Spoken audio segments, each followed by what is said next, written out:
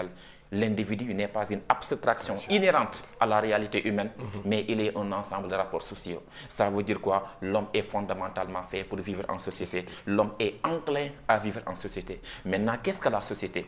La société peut être définie comme une association, une réunion d'individus qui vivent de manière interdépendante, régie par des normes et par des lois. Mais permettez-moi d'ajouter ceci, il n'y a pas de société si ces trois caractéristiques ne sont pas réunies, que sont l'espace commun, le langage commun et l'autorité étatique. Ça veut dire quoi? Il n'y a point de société sans espace commun, il n'y a point de société également sans État. Pourquoi? Parce que l'État est avant tout une réalité sociale organisée, une autorité souveraine qui détient et exerce un pouvoir politique sur un territoire donné. Donc il incombe à l'État. La mission fondamentale et première de l'État consiste à normer, à réglementer, à réguler les relations humaines. Parce que sans l'État, on sera dans le chaos. Sans l'État, on va vivre dans l'anarchie. Sans l'État, on risque de retourner à l'état de la nature. Or, les hommes ont fait un passage pour convertir leur animalité en humanité. Convertissant leur animalité en humanité, les hommes sont fondamentalement faits pour respecter des normes et des lois. Donc l'homme n'est pas un animal. L'homme n'est pas dans la horde sauvage, mais l'homme vit dans un milieu fondamentalement normé et encadré, ce qu'on appelle la société. À un moment donné, donc la société, si on peut le définir, ça veut dire que les hommes qui vivaient hors de la société, ça veut dire que quand on était dans le contexte pré-social, ça veut dire qu'à l'époque, il y avait ce qu'on appelle une hiérarchie, une anarchie, comme disait Thomas Hobbes. Dans cette période, l'homme était un loup pour l'homme, contrairement à Rousseau, lui qui soutenait que dans cette étape de la vie, l'homme était bon, il n'avait aucun problème. Mais à un moment donné, il y a ce qu'on appelle un moment de possession. Un moment de possession d'où il a fallu se réunir, signer un pacte social, confier notre liberté, notre sécurité à une autorité sociale qui s'appelle l'État. Donc dans ce sens, l'État, sa mission première et fondamentale consiste à normer, à encadrer la vie sociale. Parce que Emmanuel Kant avait l'habitude de dire que l'homme est un animal qui a besoin d'un maître. Le maître, c'est qui? C'est l'État. L'homme est un animal. Il est de quel type d'animal? Il est un animal social. Il est un animal social qui, à sa naissance, il est fragile, incomplet et insuffisant. C'est pourquoi dans mes propos tout à l'heure, j'ai eu à dire qu'à la naissance, l'homme n'est pas encore un homme. Qu'est-ce qu'il est? Il n'est qu'un ensemble de structures biologiques dépourvues de toute caractéristique sociale. Heureusement que l'homme n'est pas un être fixe. Heureusement que l'homme n'est pas un être instinctif. Heureusement que l'homme n'est pas un être statique, mais l'homme est un être dynamique. Contrairement à l'animal qui est ce qu'il est, et il va mourir comme il est. L'animal, il faut le dire, à sa naissance, il est venu nu. Mais également l'homme, à sa naissance, il est venu nu. Mais l'homme ne meurt pas avec cette nudité. Et au cours de sa vie, il va porter des habits. Contrairement à l'animal qui est venu nu, qui vit nu et qui va mourir nu. C'est pourquoi l'animal, il est ce qu'il est. L'animal, j'ai envie de dire, il est né parfait, entre guillemets. Là où l'animal est tout fait, l'homme est à faire. L'homme est à faire, ça veut dire quoi? L'homme est un chantier qui ne se finit jamais. L'homme est un chantier interminable. Pourquoi? Parce que l'homme n'est pas parfait et il ne sera jamais parfait. Et la meilleure façon de l'humaniser, de le socialiser, de le former et de le façonner, de lui inculquer les valeurs cardinales, consiste à vivre en société. Mais également, il faudra noter que avant la vie en société, l'homme vit dans une famille. Qu'est-ce que la famille? Je dirais tout simplement que la famille, c'est une société naturelle. Qu'est-ce que la famille? Je dirais tout simplement que la famille, c'est le premier agent de socialisation. Qu'est-ce que la famille? La famille est un vecteur d'humanisation, de socialisation qui permet à l'homme de recevoir ce qu'on appelle les valeurs cardinales. Comme disait quelqu'un, on n'est pas homme, mais on devient homme. On n'est pas homme, on devient homme. Il me semble qu'il y ait deux questions fondamentales qui méritent d'être posées. La question du comment et la question du où. Comment devient-on homme? On devient homme en recevant une éducation, une formation, une socialisation et en recevant des valeurs cardinales. Où devient-on homme? On devient homme que dans un milieu social, dans un cadre social. C'est pourquoi je disais tantôt, hors de la société, toutes les caractéristiques fondamentales qui font l'homme ne sont pas possibles ni pensables. J'insiste et je persiste encore. C'est la société qui fait l'homme. Donc, pour que la société puisse aboutir à sa mission première, il faudrait qu'elle soit un policier. Évidemment, elle doit être comparable à une police, mais également, elle doit être comparable à une police, mais également la société, permettez-moi de dire, c'est un mal nécessaire. C'est un mal, pourquoi? Parce qu'elle nous empêche souvent, elle étouffe notre liberté. C'est un mal, pourquoi? Parce qu'elle contraint notre liberté. C'est un mal, pourquoi? Parce que dans toute société, il y a des permis et des interdits. Mais paradoxalement, c'est une nécessité. En quoi c'est une nécessité? Parce que sans la société, mes relations avec l'autre seront empoisonnées. Sans la société, l'homme serait pire qu'une bête. Sans la société, l'homme serait comparable à un animal féroce. Maintenant, pour dompter l'animalité qui sommeille en l'homme, pour contraindre l'individu à respecter les normes et les lois, il faut que l'individu vive en société. C'est pourquoi la sociabilité, elle est importante. C'est pourquoi la fraternité, l'amitié sont des vecteurs spirituels qui sont en l'homme, mais qui doivent être cultivés. Et la meilleure façon de les cultiver consiste à contraindre, à exercer une pression sur l'individu à vivre en société.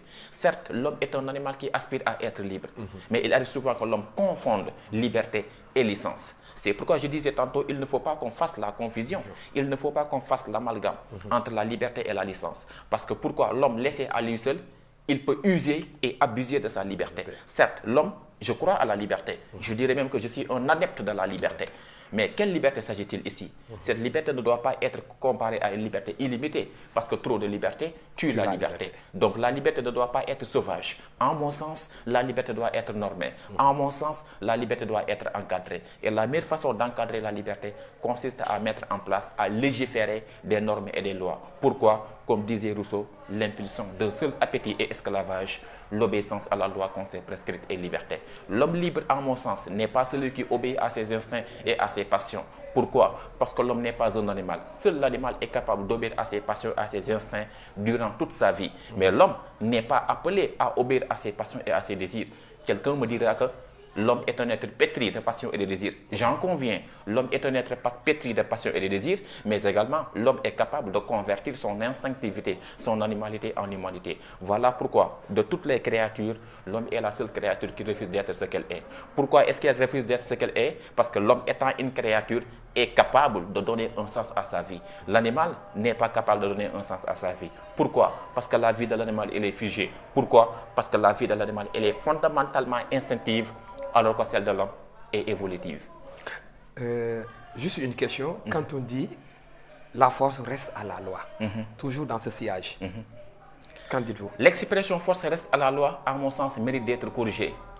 Parce que ce n'est pas la force qui fait la loi.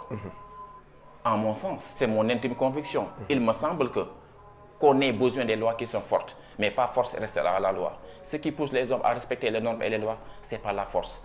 Mais ce qui pousse les hommes à respecter les normes et les lois, ce sont des institutions qui sont fortes. Certains me diront que l'homme est un animal rebelle. J'en conviens. L'homme est un animal rebelle qui souvent affiche une attitude réfractaire et insoumise, qui souvent affiche une attitude récalcitrante. Mais comment corriger les récalcitrants? Comment corriger les gens qui sont insoumis? Rappelez-vous, c'est pourquoi la dernière fois j'avais dit ici dans ce plateau qu'il y a des citoyens et des hommes. L'une des missions fondamentales de l'État consiste à former des citoyens et non des hommes. Parce que dans notre société, il faut oser le dire, il y a beaucoup d'hommes, mais il y a peu de citoyens. Qu'est-ce qu'est le citoyen et qu'est-ce qu'un homme?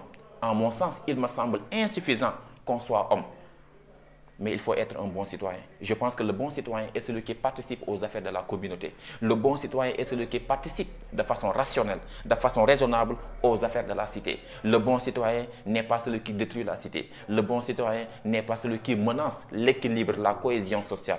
Mais je pense que, et je crois que le bon citoyen est celui qui œuvre, qui s'efforce de participer non seulement aux affaires de la cité, mais également qui pose des actes qui permettent à la société d'évoluer, d'avancer. Donc, mon intime conviction en est que ce n'est pas la force qui reste là, ce n'est pas la force qui fait la loi, mais la loi doit être mise en place, mais de façon rationnelle, de façon cohérente, mais également de façon pertinente pour amener les êtres humains à être des citoyens. C'est pourquoi je disais tantôt, il ne s'agit pas seulement de former des hommes, mais il faut former de bons citoyens qui connaissent ce qu'on appelle leurs droits et leurs devoirs. Ayant connaissance de leurs droits et leurs devoirs, ils vont s'efforcer d'œuvrer pour la bonne marche de la société. Mais tant qu'on n'a pas formé de bons citoyens, tant qu'on n'a pas des citoyens qui sont éclairés, la société sera toujours dans l'ignorance.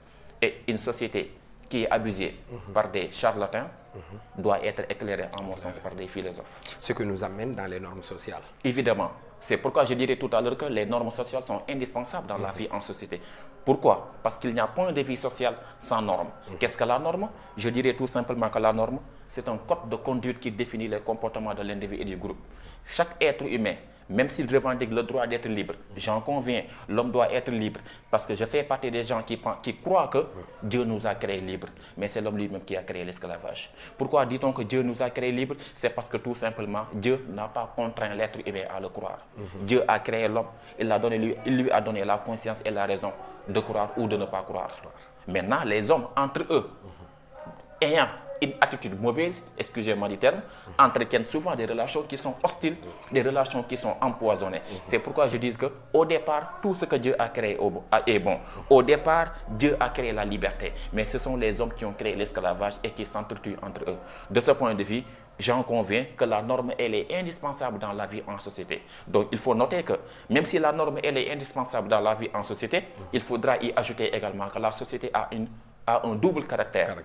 Elle a un caractère transcendant et un caractère coercitif. Pourquoi transcendant? Parce que quand on dit société, la société doit être au-dessus de tout le monde. Pourquoi coercitif? Parce que tout simplement, la société a souvent tendance à limiter, à bafouer et à bâillonner notre liberté pour empêcher à l'individu d'user et d'abuser de sa liberté. Et si l'État ne répond pas aux attentes des populations? Si l'État ne répond pas aux attentes des populations? Si l'État ne répond pas aux exigences, aux attentes des populations, je pense qu'il y a plusieurs canaux pour véhiculer son message. Écoutez, M. Nying, moi je suis contre avec les citoyens qui parfois détruisent les biens de la communauté pour faire comprendre à l'État, pour lancer un message à l'État, lui faisant savoir qu'il n'a pas joué pleinement son rôle. Mais à quoi servent les élections présidentielles? C'est un excellent moyen, en mon sens, de voter pour sanctionner. Si l'État ne fait pas pleinement son rôle, je pense que le citoyen éclairé, je crois que le citoyen éclairé ne doit pas détruire les biens de la communauté, mais il doit lancer un message, mais un message rationnel. C'est pourquoi je confirme, en tout cas je corrobore les propos de Platon selon lesquels, dans son livre intitulé, en tout cas La République, Platon nous fait savoir clairement que pour que les mots, je précise mots, M-A-U-X, pour que les mots de la société puissent disparaître, il faut que les philosophes deviennent des rois ou les rois s'adonnent à la philosophie. Ça veut dire quoi? Pour qu'on puisse avoir une société équitable,